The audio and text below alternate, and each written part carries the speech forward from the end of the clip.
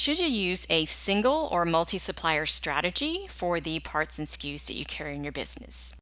In this video, I'm going to get straight to the point and show you the pros and cons that you could consider when you're trying to make a decision between one or many suppliers of a particular part or SKU.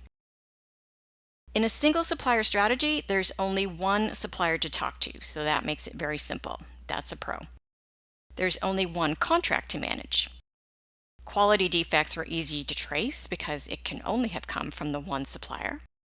And you are more likely to have larger volume orders to be able to get volume discounts from that provider. There's less complexity for everything you need to manage related to that part or SKU. However, there are a few cons. It's riskier because you've put all of your eggs in one basket. If something happens to that supplier, whether it's a fire, an earthquake, they file for bankruptcy, the disruption to your company is much larger. If there are no other suppliers in the market, you aren't likely to get volume discounts.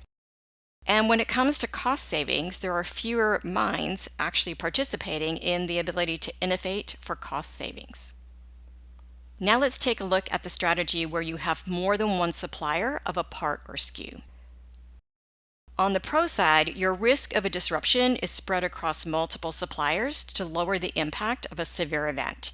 So if something happens to one supplier, you do have additional suppliers that can pick up the volume that you're going to miss and still provide you with a constant stream of parts. Multiple suppliers have to compete on price, so you have a better chance of getting a lower price per unit. In terms of cost savings, there would be more minds available to innovate and come up with ideas because you would have both your personnel and the various personnel at the multiple suppliers thinking about creative ways to save both you and them money.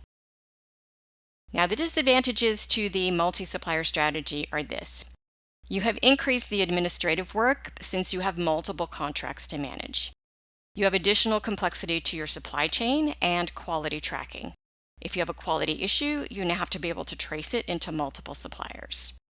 And finally, you have more relationships to manage. So the more people that are involved, the more relationships you have to manage, and depending on the amount of resources you have available inside your own company, you may actually overwhelm your personnel. So how do you choose whether you need to go with a single or multi-supplier strategy for a particular part or SKU? You need to ask yourself a few questions. So what is your tolerance for risk? How much flexibility do you need? How many suppliers can your workforce effectively manage before you overwhelm your workforce? And how crucial are lower costs to your company? Your company needs to determine its priorities in relation to the pros and cons of each strategy, and that will help you make the best choice possible for each part that you need to acquire. I hope this video has been useful in showing you both the pros and cons to single and multi-supplier strategy, and that it helps you make a decision within your own organization.